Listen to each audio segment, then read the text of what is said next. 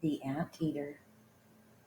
Some wealthy folks from USA who lived near San Francisco Bay possessed an only child called Roy, a plump and unattractive boy, half baked, half witted, and half boiled, but worst of all, most dreadfully spoiled.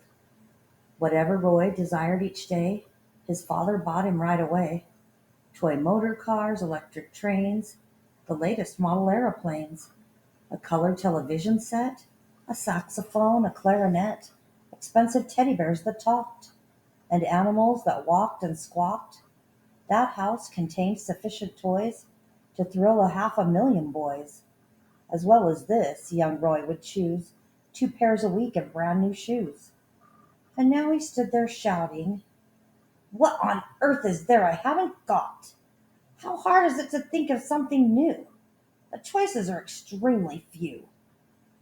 Then added as he scratched his ear, "Hold it! I've got a good idea. I think the next thing I must get should be a most peculiar pet, the kind that no one else has got. A giant anteater. Why not?" As soon as father heard the news, he quickly wrote to all the zoos. "Sirs," he said, "my dear keepers, do any of you have anteaters?" They answered all by return of mail, "Our anteaters are not for sale." Undaunted, Roy's fond parent hurled more messages across the world. He said, "I'll pay you through the nose, if you can get me one of those." At last he found an Indian gent, he lived near Delhi in a tent, who said that he would sacrifice his pet for an enormous price. The price demanded, if you please, was 50,000 gold rupees. The anteater arrived half dead. It looked at Roy and softly said, "I'm famished. Do you think you could please give me just a little food? A crust of bread, a bit of meat? I haven't had a thing to eat, and all the time I was at sea, for nobody looked after me." Roy shouted, "No, no bread or meat. Go find some ants, that's what you eat." The starving creature crawled away. It searched the garden night and day. It hunted every inch of ground, but not one single ant it found. "Please give me food," the creature said. "Go find an ant," the boy replied.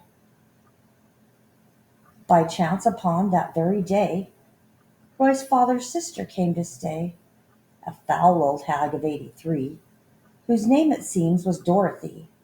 She said to Roy, "Come here, let's sit out in the sun and talk a bit." Roy said, "I don't believe you've met my new and most unusual pet." He pointed down among the stones, where something lay all skin and bones. "Anteater," he yelled, "don't lie there yawning. This is my aunt. Come say good morning." Some people in the USA have trouble with the words they say. However hard they try, they can't pronounce a simple word like ant. Instead of aunt, they call it ant. Instead of can't, they call it can't. Roy yelled, "Come here, you so and so. My aunt would like to say hello." Slowly, the creature raised its head. "Do you mean that's an ant?" it said. "Of course," cried Roy. "Aunt Dorothy. This ant is over 83." The creature smiled. Its tummy rumbled. It licked its starving lips and mumbled, "A giant ant? By gosh, a winner! At last I'll have a decent dinner. No matter if it's 83. If that's an ant, then it's for me." Then, taking very careful aim, it pounced upon the startled dame. It grabbed her firmly by the hair and ate her up right then and there, murmuring as it chewed the feet, "The largest ant I'll ever eat." Meanwhile, our hero Roy had sped, in terror to the potting shed, and tried to make himself obscure behind a pile of horse manure.